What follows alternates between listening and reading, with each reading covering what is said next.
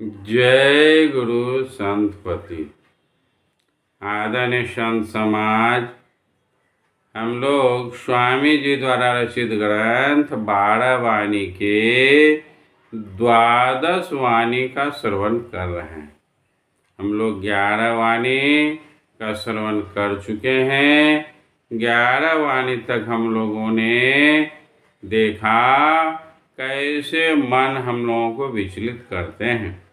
इसके बाद 12 वाणी के 5 सज तक मानव के गुणों के बारे में ही बताया गया है और आगे भी मनुष्य के गुणों के बारे में ही वर्णन है। आते हैं छठे सज की ओर।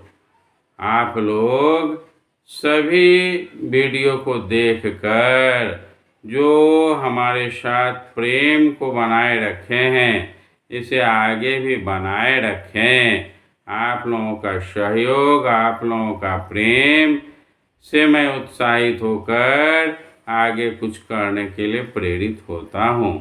आदरणीय संत समाज, अपने साथ साथ अन्य लोगों को भी ये सत्य ज्ञान को फैलाएं, प्रसारित करें, ताकि ये ज्ञान सबों तक पहुंच सके और उसके जीवन का कुछ भी कल्याण अगर हो जाए तो बड़ा ही सुंदर होगा, जीवन सफलीभूत हो जाएगा। ज्ञान की तो कमी नहीं है स्वामी जी के ग्रंथों में, बशर्ते हम उसे पालन कर सकें। तो पुनः एक बार आग्रह है, चैनल को सब्सक्राइब करें, अधिक से अधिक इसे फैलाएं और लाइक करें, बेल आइकन दबाएं, ताकि आप तक ये वीडियो यथाशीघ्र पहुंच सके। आते हैं 12 वाणी के छठे सज की ओर। कहते हैं स्वामी जी, जैसे आपन तसे आवरण दूजा, क्यों सपना रुझाता हो। एह सब सपना मृथा कल्पना, झांकी झांकी मन पछताता हो। कितनी अच्छी बातों को रखे हैं स्वामी जी कि अपना हितैषी आप खुद हैं, कोई दूसरा नहीं है। जितने भी देवी देवता के फेरे में हैं, चाहे वह कोई भी देवी देवता हो, तीर्थ हो, व्रत हो, गंगा स्नान हो, शंकर भगवान हो, विष्णु भगवान हो, काली जी हो, दुर्गा जी हो, ये आपका कल्याण नहीं कर सकता। आप अगर चाहते हैं अपना कल्याण, तभी कल्याण होगा। अपना कल्याण हम खुद कर सकते हैं। तो स्वामी जी कहते हैं कि औरों की आशा छोड़ दो, क्यों अपना रुझाता हो, इनमें क्यों उलझे हुए हो, कोई भी काम में नहीं आएगा। अपना कल्याण स्वयं करना होगा, अपनी आत्मा को स्वयं जानना होगा, कोई इसे जना नहीं सकता है। सद्गुरु से दीक्षा लेकर, सद्गुरु एक हितैषी हैं, सद्गुरु दीक्षा देंगे, ज्ञान देंगे, समझाएंगे, बेटा ऐसे ऐसे करो, कल्याण होगा। करना खुद होगा, कोई वहाँ तक पहुँचा के नहीं देगा। खुद जब हम करेंगे तभी अपना कल्याण कर सकेंगे। और यह सब जितना भी चीज़ हम लोग देखते समझते हैं बाहरी दुनिया का, इससे यह झकी झकी मन पछताई हो, बाद में पछताने के अलावा कुछ हाथ नहीं लगेगा। इसलिए ज्ञानी से, सद्गुरु से, संतों से बात समझकर अपने कल्याण के मार्ग में लग जाए। ये स्वामी जी का इशारा है। शास्त्र वेद किताब पुराना, गावत लगावत नाता हो। सखी शब्द कवित द्वारा, सुनी सुनी तब अगड़ाता हो। बहुत सारे शास्त्र कुरान ग्रंथों को हम लोग पढ़ते हैं, समझते हैं, सबों में ईश्वर की महिमा गाई गई है। तब जब हम कुरान आदि पढ़ते हैं, गाते हैं, तो समझते हैं हमारा बहुत बड़ा काम हो रहा है, हम बहुत बड़ा काम कर रहे हैं, हमारा कल्याण हो रहा है। बिल्कुल गलत, इससे कल्याण नहीं होगा। उससे ज्ञान ले सकते हैं, लेकिन पुराण बाँचने से, गीता बाँचने से धन मिल सकता है, आत्म कल्याण नहीं हो सकता है।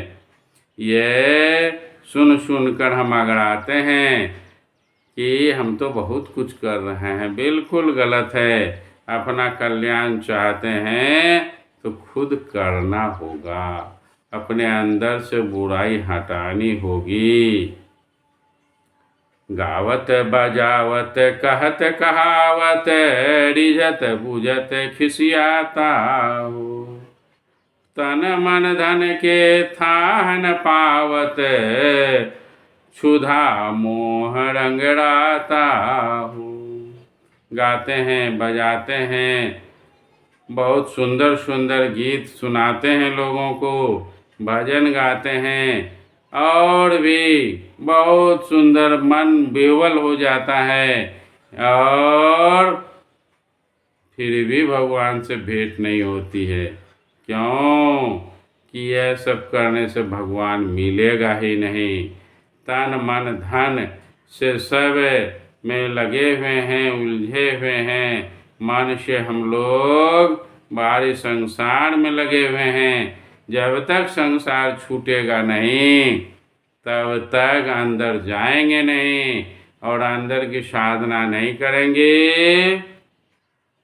भगवान भी कहते हैं स्पष्ट रूप से कि हमारी पूजा बिल्कुल साफ सुथरे मन से होनी चाहिए।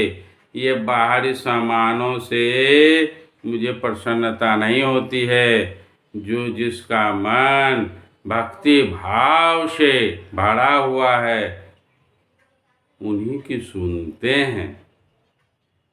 तो मैं ये भगवान की भक्ति के विषय में नहीं कह रहा हूँ, ये अपने कल्याण के विषय की चर्चा कर रहा हूँ। तो अपना कल्याण चाहते हैं तो मन के गांठ को खोलना होगा। कहते हैं काम क्रोध मद लोभ मोह तजी, संत साच निज भ्राता हो। सब मत वश करी शिव नारायण, गुण वश करत अनंता हो। कहते हैं हमारे अंदर शारीरिक बुराई, काम क्रोध लोभ मोह, इन सब का त्याग करना होगा, और संतों के शरण में जाना होगा। वही हमारा कल्याण करता है। सद्गुरु के शरण में जाना होगा। कल्याणकर्ता का मतलब यह न समझ लें कि शरण में गए तो हो गया। उनसे दीक्षा ग्रहण कर, उसे ज्ञान लेकर, समझ बूझ कर उसे अपने में धारण करना होगा, उतारना होगा। तब करना तो खुद ही होगा। सिर्फ संतों के शरण में जाने से नहीं होगा। संतों के शरण में जाने से वे हमारे सभी चीज़ों को ठीक करेंगे, लेकिन कब? जब हम उनके बताए मार्ग पर चलेंगे तब। अन्यथा संत तो, सद्गुरु तो उद्धार और सुधार करता होते हैं, लेकिन उनके बताए मार्ग पर चलने पर होगा। सिर्फ उनके निकट बैठने से, उनसे दीक्षा लेने से नहीं होगा। इसलिए संत की निकटता करनी होगी। शिवनारायण स्वामी कहते हैं कि यह सीख हमें लेनी चाहिए और अपना कल्याण करना चाहिए। आते हैं सज सात की ओर। कहते हैं सब मापु आपु में सब हैं, सब मापु समाना। एक भी एक मैं एका, एक आपनो जाना।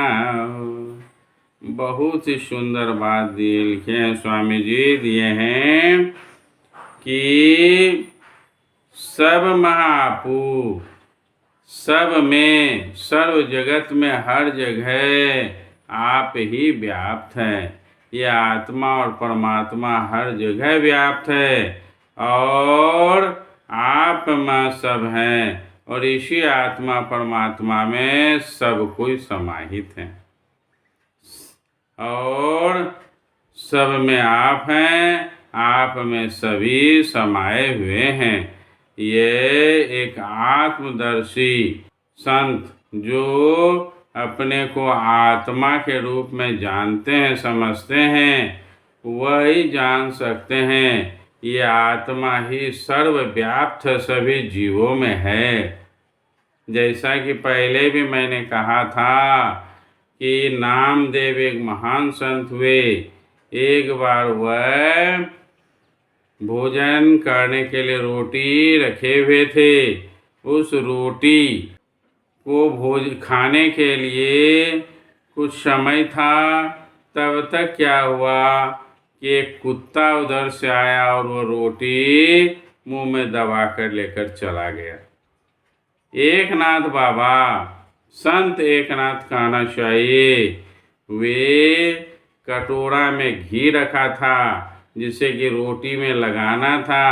वह घी लेकर के कुत्ता के पीछे दौड़े और कहते जा रहे थे कि हे प्रभु, आप ऐसे सूखी रोटी कैसे खाएंगे, कम से कम उसमें घी लगा लीजिए। तो एक से एक पागल हुए हैं दुनिया में। लोग तो उसे पागल समझा, लेकिन वास्तव में वे कुत्ता में भी अपने को ही देख रहे थे। वह उसमें भी वही आत्मा थी। उसे लगा कि ये बिना घी के सूखी रोटी जब मैं नहीं खाता हूँ तो ये कुत्ता बिना घी के, अर्थात ये जीवात्मा बिना घी के रोटी खाने में तकलीफ होगी। तो एक से एक ये महान संत लोग जिसने अपने को प्रकट किया जाना, वे इन बात को जान सकते हैं कि आत्मा सर्वत्र है और उस आत्मा में ही, अर्थात सभी उसी आत्मा से ही अंश के रूप में प्रकट हुए हैं। ऐसे आत्मदृष्टा संत के लिए ऐसा कहा गया है, वह एक में ही अनेक हैं और अनेक में ही एक हैं। सत्य सुसंत संत महासत, सत्य संत एक जाना हो। सत्य चीज संत में ही स्थित होते हैं।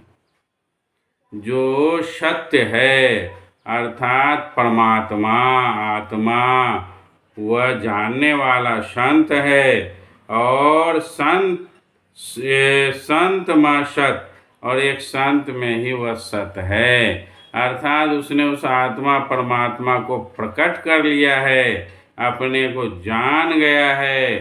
तो सत्य चीज एक संत में हो सकते हैं और संत में ही सत्य होता है। इस तरह से दोनों एक ही चीज है। संत हैं तो सत्य है, सत्य है तो संत हैं। रंग भो रूप, रूप भो रंग है, रंग रूप रस खाना हो। उसी प्रकार रंग और रूप में भी कोई अंतर नहीं है। रंग पदार्थ का ही है और पदार्थ का भी एक रूप है। कोई भी पदार्थ है तो उसमें एक रंग है, और रंग है तो वह पदार्थ है, और पदार्थ है तो उसमें एक रंग है। अर्थात दोनों एक दूसरे का पूरक हैं, एक दूसरे के बिना नहीं है। उसी तरह से फिर कहते हैं, जल मो लहरी लहर मो जल है, अगिन मो आश्रित आना हो। आश्रित अग्नि रसम मैं सूरज, सूरज मो किरण मिलाना हो। आदरणीय संत समाज, स्वामी जी कहते हैं, जल मो लहरी, जल है तो उसमें लहर है, वेव है, तरंग है।